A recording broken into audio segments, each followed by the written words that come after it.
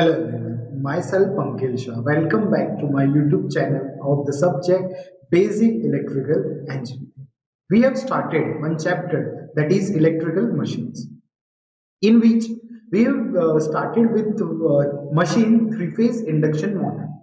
And in today's video, I am going to explain you about single-phase induction motor and how that single-phase induction motor runs, works, and how its construction. Okay, so let's begin with the single-phase induction motor.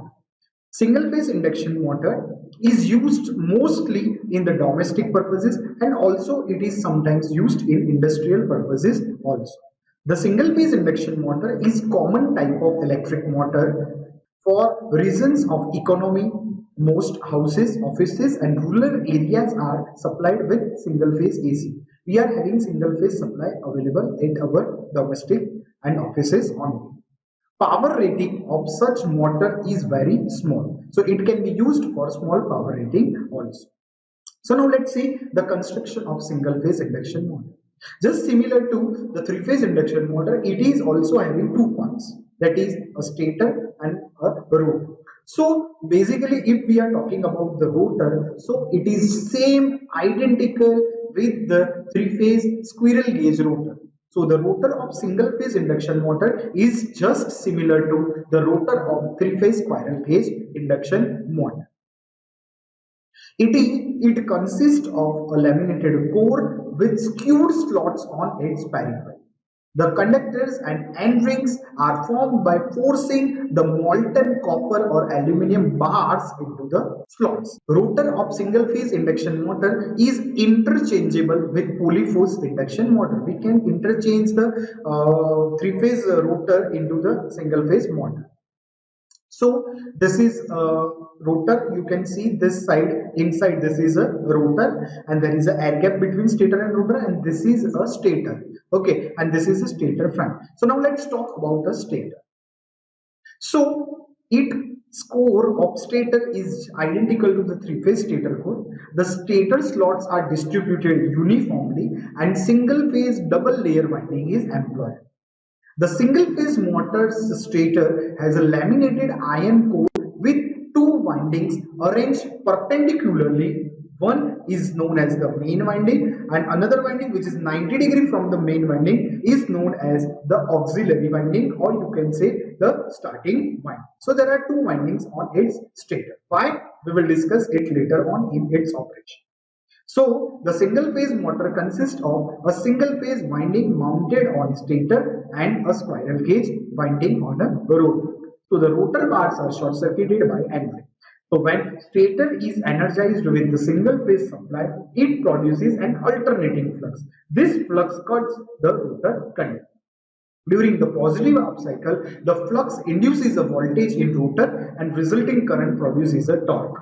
The rotor tends to rotate in one direction, but during the negative half cycle, the torque produced tend to rotate in the opposite direction to the first direction. So basically, rotor is subjected to rapid flux reversal, and due to its inertia, it cannot rotate in particular any direction, because in 1 second even there will be 50 positive jerks and 50 negative jerks will be there. So basically due to its inertia, it does not rotate in any one direction.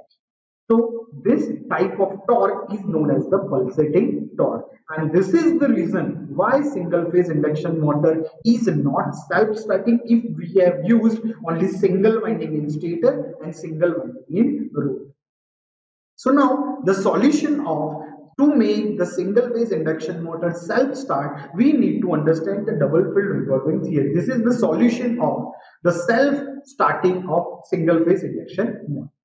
So according to double field revolving theory, any alternating quantity can be resolved into two rotating components. We have resolved many vectors into two components, like a cos component and a sine component. So we can resolve any component into two parts which rotate in opposite direction to each other, and each of them having the magnitude as the half of the maximum magnitude of that particular alternating quantity. For example, if phi flux is there, then there will be two components, phi m by 2 magnitude. okay, and which will rotate in opposite direction to each other. So let the alternating flux have a maximum magnitude as phi. Its two component fluxes, that is A and B, will be equals to phi m by 2 revolving in anti-clockwise and clockwise direction respectively. You can see this diagram. There is one flux at this x-axis from origin. It is having magnitude of flux as phi m. It has two components, one flux A and another component of flux will be B. So this A will be equal to phi m by 2 and B will be also equal to phi m by 2. So you can easily see that the component is rotated in different directions. One will be in anti-clockwise, another one will be in clockwise direction. So after some time, when A and B would have rotated through some angle plus theta and minus theta, you can see that first the flux component of A was just parallel to this line and component of B was also on the same line. But now this component is rotated in anti-clockwise by plus pi angle and this is rotated in clockwise by minus theta angle. So here it is plus theta angle, here it is minus theta angle. So you can see that the cos component of this A and B will be on the same line as our main flux was there. And sine component will be 90° from the cos component.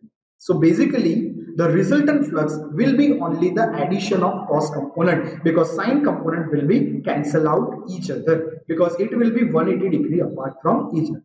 So basically, it will be 2, magnitude of flux is phi m by 2 and angle is cos theta. So 2 phi cos theta is the answer of our resultant flux. After quarter cycle of rotation, fluxes A and B will be in oppositely directed as shown in figure. So the resultant flux will be 0. You can see that here phi m by 2 on positive y-axis and phi m by 2 is in negative y-axis. After half a cycle, fluxes will have a resultant flux as minus 2 phi m by 2. You can see here it is reversed in this direction. So it is having negative minus phi m. So the after 3/4 of a cycle, again the resultant flux is 0. You can see here. So here it will be in negative direction, here it will be again 0, here it will be in positive 0, negative 0. So you can say that the direction, the rotation of flux is obtained in this case. So if we plot the values of resultant flux theta against theta between the limit 0 to 360, then a curve similar to this can be obtained. So this is the why alternating flux can be looked upon as composed of two revolving fluxes, each of half of the total value and revolving synchronously in opposite direction. It may be noted that if the slip of the rotor is S with respect to forward rotating flux, so that means one which rotates in the same direction as the rotor. So basically slip can be given by this formula, Synchronian speed minus actual speed of the rotor. So ns minus n upon ns is known as the slip. Then its slip with respect to the backward rotating flux is given by this formula. This is the forward slip, and backward slip is given by this formula, ns minus minus n, because it is rotated in opposite direction to the main direction. So it will be minus n, so ns plus n upon ns. If ns is given to individual, then it will be 1 plus n upon ns. And we know that n upon ns is nothing but 1 minus s if we solve this. So 1 minus 1 minus s. So it will be 2 minus s. So basically we obtain the value of slip here as a forward slip and a backward slip. Now to make the motor self-starting, it is temporarily converted into two-phase motor during the starting period. We need to use two windings temporarily in the starting period. For this purpose, the stator of a single-phase motor is provided with an extra winding which is known as a starting winding or the auxiliary winding, in addition to the main or running winding. The two windings are spaced 90° electrically apart from each other and connected in parallel across the single phase supply. So it is so arranged that the phase difference between the currents in two stator winding is very large, that is 90°. Hence the motor behaves like a two-phase motor. This two currents produces a revolving flux and hence it makes the motor self-starting. So There are so many types of induction motor, single phase induction motor. To start a single phase induction motor directly self starting, to make a single phase induction motor self starting, there are so many methods, and according to that method it is known as the type of that motor. So the first type is split phase induction motor. Second type is capacitor start induction motor. Third type is capacitor start, capacitor run induction motor. Fourth type is shaded pole induction motor. So let's see one by one all type of single phase induction motor. First type of induction single phase induction motor is split phase induction motor. As the name suggests, we have to split the phase. Means from the single phase we have to make two different phases, and the angle should be as high as should be between. So the main winding has low resistance but high reactance. You can see here there is no extra resistance is added. So resistance is small but reactance is high. And here we have connected one auxiliary winding, or you can say the starting winding, and we have connected one extra resistance to it. So it is highly resistive and it is highly inductive, because high reactance is there and here low reactance and high resistance is there. There is one switch. We will supply single phase voltage from here and it is given to both the winding, and it will create the rotating field and our rotor starts rotating automatically because the angle between two currents are high. How? So you can say that if we have taken voltage as a reference, so the angle of our starting winding, that is the winding which is having high resistance, will be very small with the voltage because it is highly resistive. So in case of resistance, the angle between voltage and current is zero, but it is not zero here because it has some inductance, so the angle will be very small. And in case of the main winding, angle will be approximately 90 degree because it is purely inductive, just near to purely inductive. Some amount of resistance is only there. So we can say that the angle between the main winding and voltage will be very high. That is alpha angle. Okay. So now we need to find the resultant current. So if we join these two currents by parallelogram method, then you obtain the resultant current here, and you can check the angle between the voltage and current is 5 degree. So basically this is, we can say that having some angle, and it will create some rotating magnetic phase angle between the IS and IM is made very large as possible, because the starting torque of a split phase type of motor is proportional to sine alpha, and where alpha is the angle between these two currents, so it should be as large as possible, so the starting torque can be obtained high. A centrifugal switch is connected in series with the starting winding and is located inside the motor itself. Its functions is to automatically disconnect the starting winding from the supply whenever the motor has reached 70 to 80% of its full load speed. So it will be automatically disconnected. The starting torque is 150 to 200% of the full load torque with a starting current of 6 to 8 times the full load current in this type of motor. Typical application of this type of motor are fans, blowers, centrifugal pumps and separators, washing machines, small machine tools, duplicating machines and domestic refrigerators and oil burners, etc. So this was all about the split phase type of induction motor. Second type of induction motor is capacitor start. You can see here there is a main winding which is again highly inductive and small amount of resistance is there, and now the starting winding is having some capacitance with that winding, so it will be highly capacitive now onward. So in these motors, the necessary phase difference between these two currents is produced by connecting a capacitor in series with the starting winding. The capacitor is generally of the electrolytic type and is usually mounted on the outside of the motor as a separate unit. The capacitor is designed for extremely short duty circuits. So when the motor reaches about 75% of the full load speed, the centrifugal switch S opens and cuts out both the starting winding and the capacitor from the supply, thus leaving only the running winding across the line. Now let's draw the vector diagram for this type of motor. So current IM drawn by the main winding lags behind the supply voltage B, because now it is purely inductive, so the angle between the voltage and current will be approximately 90 degrees. So this is the current IM, main winding current IM, and the current of the starting winding will be leading from the voltage, because now we have connected capacitor. So the property of capacitor is to lead the current. So it is leading from the voltage by this degree. So the two currents are out of phase with each other by about 80 degree as compared to nearly 30 degree for a split phase motor.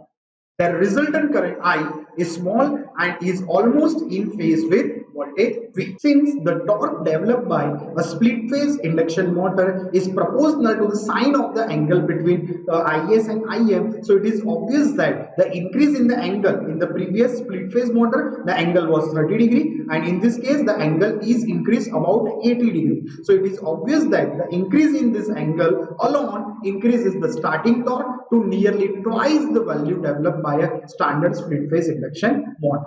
Other improvements in motor design have made it is possible to increase the starting torque to a value such high as 350 to 450 percentage.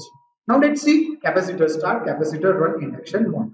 This motor is just similar to capacitor start, except the starting winding and capacitor are connected in the circuit at all times. Means no centrifugal switch is used, because in the capacitor start motor centrifugal switch operates and make our auxiliary winding and capacitor out of the circuit after certain speed. But in this case no centrifugal switch is there, means our capacitor and our auxiliary winding will be connected in the circuit at all the time of its service. So the advantage of leaving the capacitor permanently in circuit are improvement of overload capacity of the motor. Second, a high power factor, high efficiency, quicker running of the motor, which is so much desirable for small power drives in offices and laboratories. Application of this type of motor is grinders, compressors, conveyors, fans and air conditioning, refrigerators. Now last single phase induction motor is the shaded pole induction motor. It has a squirrel cage type of rotor. Every stator pole, now we are talking about the stator pole. So every stator pole is divided into two parts by keeping small slit in the pole face. You can see here, this is a small slits in both the pole. Okay, in pole face, and the smaller portion is covered with a thick short circuited copper wire known as the copper band or the shading band. You can see here the smaller portion is shaded or connected by the band, that is the copper band, or you can say the shading band. This is the larger unshaded portion, this is a shaded portion. Here this is a shaded portion and this is a unshaded portion. So when the stator winding carries a current, the main pole produces a flux phi. This flux links with the shading band and this band acts as a short circuit secondary and stator winding being its primary. So basically, when the alternating current is passed through the exciting, that is the windings, our field windings surrounding the whole pole, the axis of the pole shifts from the unshaded part A to the shaded part B. Okay, so here the flux will be goes towards the shading portion, that is part B. This shifting of the magnetic axis is in effect equivalent to the actual physical movement of the pole. Hence, the rotor starts rotating in one direction of this shift. That means from unshaded to the shade. Now, when the alternating current through the exciting coil tends to increase, it induces a current in the shading coil by transformer action in such a direction as to oppose. So basically this shading portion will tries to oppose this increment and it tries to decrease the current in it. So basically flux density decreases in the shaded portion and exciting current increases in the unshaded portion. So however, the flux density increases in the shaded part when exciting current starts decreasing. So exciting current is rapidly increasing along OA parts. This will produce an EMF in the shading coil. As shading coil is of low resistance, a large current will set up in such a direction according to Land's law as to oppose the rise of exciting current. Hence, the flux mostly shifts to the unshaded part and the magnetic axis lies along the middle of the part, that is ends.